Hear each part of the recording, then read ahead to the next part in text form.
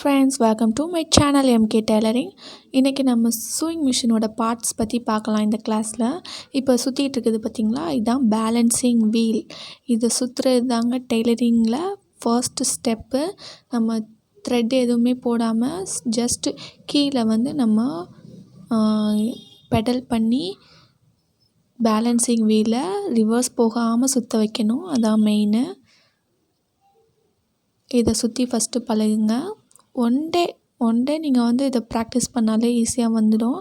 இந்த மாதிரி ஜஸ்ட் ஒரு சுற்றி விட்டுட்டு அப்புறம் கீழே பெடல் பண்ணிங்கன்னா ஆட்டோமேட்டிக்காக அது சுற்றிக்கிட்டே இருக்கும். ஃப்ரண்ட்டில் ரிவர்ஸ் போகாமல் சுற்றி பழகணும். இப்போது இதாங்க ஸ்பூல் பின்னுங்கிறது அதான் த்ரெட்டு நம்ம போடுற இடம். இதிலேருந்து த்ரெட் கைடு வழியாக கீழே டென்ஷன் டிஸ்க்குக்கு வந்து நான் த்ரெட்டை எடுத்துகிட்டு உங்களுக்கு எக்ஸ்பிளைன் பண்ணுறேன். அதாவது ஸ்பூல் பின்லேருந்து நமக்கு த்ரெட் கைடு வழியாக நூலை உள்ளே விட்டுக்கணும். இப்போ சின்ன மிஷின்லலாம் இங்கே இருக்கும் அந்த செட்டப், வந்து இந்த சைடு வழியாக அந்த நூல் வரும். அப்புறமா அங்கே டென்ஷன் டிஸ்கில் கோர்க்குற மாதிரி இருக்கும். இங்கே ஃப்ரண்ட்லேயே இருக்குது எனக்கு. இது மாதிரி கோர்த்து எடுத்துகிட்டு வந்து இது இருக்குது பார்த்திங்களா, இதுதான் டேக்கப் லிவர். அந்த சின்ன கண்ணு மாதிரி இருக்கும். அது வழியாக வந்து நம்ம நூலை வந்து உள்ளே கோர்த்து வெளியே எடுக்கணும். அதான் டேக்கப் லிவர். அங்கேருந்து எடுத்துகிட்டு வந்து கீழே இங்கே ஒரு அரேஞ்ச்மெண்ட், நீடில் கிளாம்பில் ஒரு அரேஞ்ச்மெண்ட் இருக்கும். அதுவும் த்ரெட் கைடு தான், நீடிலுக்கு போகிற த்ரெட் கைடு. இங்கே இருங்க ஜூம் பண்ணுறேன். இப்போது இதில் வந்து கோர்த்து அப்படியே மாட்டி கீழே நீடிலில் கோர்க்கணும். இந்த செட்டப் எதுக்கு வச்சுருக்காங்கன்னா, த்ரெட்டு வந்து அறுந்து போகாமல் இருக்கிறதுக்காக தான். நம்ம கிளாத்தில் தைச்சிட்டு இருக்கும்போது திடீர்னு அறுந்துடும். இப்போ நம்ம இந்த அரேஞ்ச்மெண்ட் இல்லைன்னா மேலே அந்த டேக்கப் லிவரில் போய் அங்கே உள்ளே சுற்றிக்கிறதுக்கு சான்ஸ் இருக்குது. நீங்கள் எப்பயுமே ஸ்டிச் பண்ணும்போது நீடில் கிளாம்ப் கிட்ட இருக்கிற த்ரெட் கைடில் கண்டிப்பாக மாட்டிட்டு தைக்க ஆரம்பிங்க. இதான் ப்ரெஷர் ஃபுட். இதுதான் துணியை வந்து மேலேயும் கீழேயும் அதாவது மேலே ப்ரெஷர் கொடுத்து ஸ்டாப் பண்ணி பின்னாடி தள்ளுது. இது பின்னாடி கிளாத் மூவ் ஆகிறதுக்கு முக்கியமான ஒரு இது வந்து கீழே இந்த பல்லு மாதிரி தெரியுது பார்த்திங்களா, அந்த அரேஞ்ச்மெண்ட் தான். இது வந்து மேலேயும் கீழேயும் மூவ் ஆகும் அப்படியே. இப்போ நான் ரொட்டேட் பண்ணி காட்டுறேன் பாருங்கள். இப்போது மேலே மூவ் ஆகுதா, அப்படியே இந்த மாதிரி ரொட்டேட் ஆகும். அது மூலமாக கிளாத் நமக்கு பின்னாடியே போகும். Next bobbin case. பாபினோட கம்பார்ட்மெண்ட்டு ஷட்டில் கவருக்குள்ளே தான் நம்ம பாபினை இன்சர்ட் பண்ணி வச்சுருக்கோம். இப்போ ஷட்டில் கவர்லேருந்து நான் பாபினை வெளியே எடுத்து காட்டுறேன். இது மாதிரி இதை இப்படி ஓப்பன் பண்ணி வெளியே எடுத்துக்கணும்.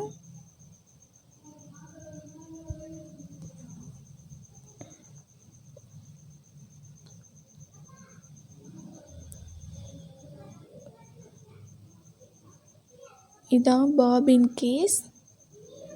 இது பாபின்.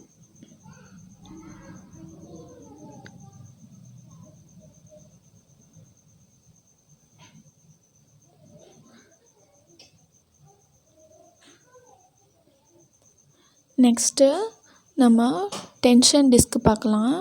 இதான் டென்ஷன் டிஸ்க்கு. நம்ம யூஸ் பண்ணுற கிளாத்தை பொறுத்து இந்த டென்ஷன் டிஸ்க்கை வந்து நம்ம அட்ஜஸ்ட் பண்ண வேண்டியிருக்கும்.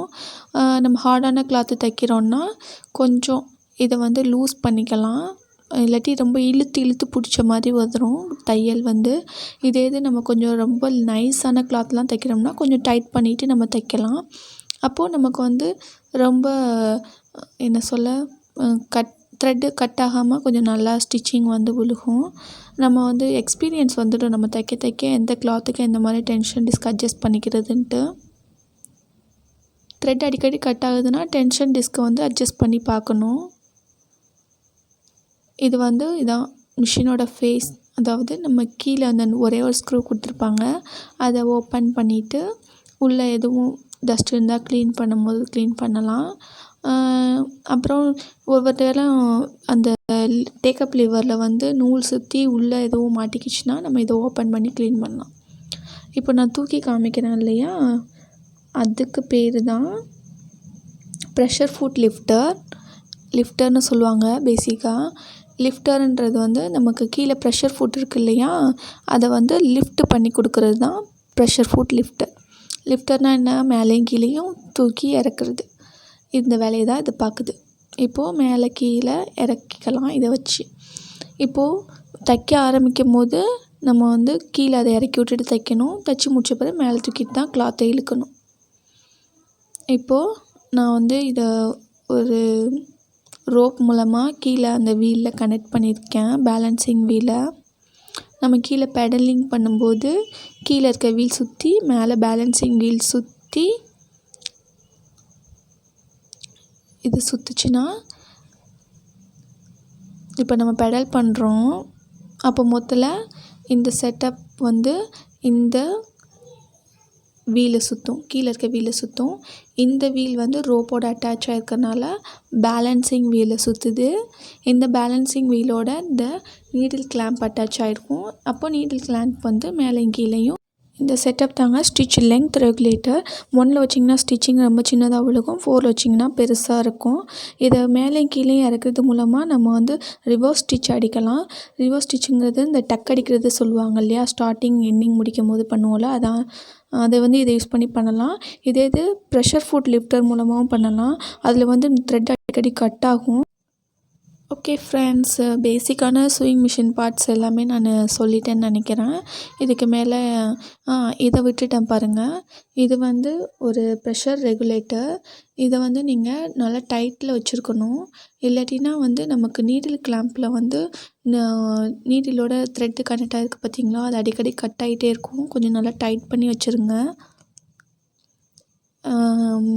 பேசிக்கான பார்ட்ஸ் எல்லாம் சொல்லியாச்சு. ஓகே, இப்போ இந்த வீடியோ இதோட முடியுது. இந்த வீடியோ உங்களுக்கு பிடிச்சிருந்ததுன்னா லைக் பண்ணுங்கள், ஷேர் பண்ணுங்கள், கமெண்ட் பண்ணுங்கள். தேங்க்யூ. பாய் பாய்.